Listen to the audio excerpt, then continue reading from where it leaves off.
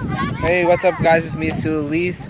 Week 1 is in the books in the NFL, and today I'm going to be talking to you about what the big headlines, the big head scratchers, some big time plays from the rookies who did not disappoint in Week 1, and also some of the nail-biting games, but they weren't all the nail-biting games. There was particularly one blowout game, which was an unexpected one, and one player who could be making the part of comeback player of the year. So let's go over what happened. The big comeback player of the year. Now we all thought it was going to be Joe Burrow or Dak Prescott. Well, these two they did a great job. One had threw 400 yards. The other one beat the Vikings. But the one that could make comeback player of the year, the player that could make comeback player of the year is Chandler Jones. He had 5 sacks on Ryan Tannehill. 5 sacks. As this was supposed to be a head-to-head battle, it turned out to be a blowout, as Derrick Henry, the rushing king, was stuffed, had only 9 carries for 8 yards. He finished with 17 for 58, but it was a bit of a head-scratcher, as Cutler made trouble for the opponents. And then another game that was a shocking one, in which it was not supposed to happen.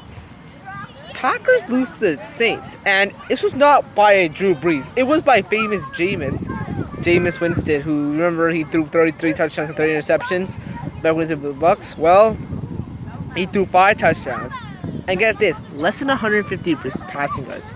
I mean, who in the world would have that type of stat and beat a Packers squad that brought in Randall Cobb, Devontae Adams, Rodgers last year? What a disaster that was. So hopefully they will rebound against a Lions squad, but right now it's not looking good for the Pack Arena. Now, in Week 1, there's not going to be a lot of injuries like last year. We had so many star talent go down with injuries. Well, this wasn't a star talent, but it was more of a long-time Corby. Ryan Fitzpatrick, who's making his he's making his Washington football team debut with the team, unfortunately saw placed on IR after a hip injury in a loss to the Chargers. There was also another injury where he Mostert, who guys led to put him on the fantasy team, unfortunately has a season-ending knee surgery after a knee injury that happened against the Lions. He just can't stay healthy after that year. And Jerry Jeudy, their stud wide receiver for the Broncos, also out. He was caught off with an injury. And not to mention, the Ravens also having to deal with injuries.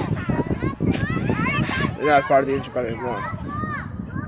And now, I'm going to talk to you guys about Monday Night Football, because that game brought the biggest head scratcher, well, not biggest head scratcher, but biggest shock of the year. Lamar Jackson made his QB debut when he played against the Raiders when he was a rookie.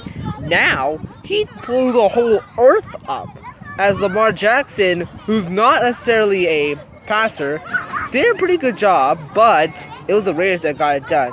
And if you want to watch that game, you should watch the insane ending, because it looked like the Raiders were going to lose, but Derek Carr did not give up.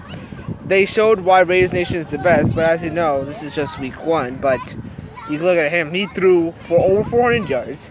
He had Darren Waller trying to make every catch possible, and they ended up with a win because of a rare Lamar Jackson mistake, which is a fumble.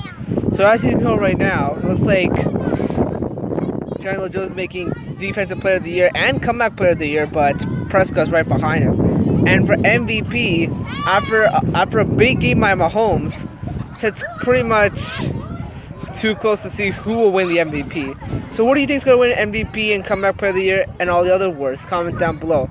Now, you guys, I'm not going to tell you every highlight, but if you want to watch any more highlights, click the links in the description of the gameplay and the prime, and you can watch the rest. So hope you have a great day and stay safe.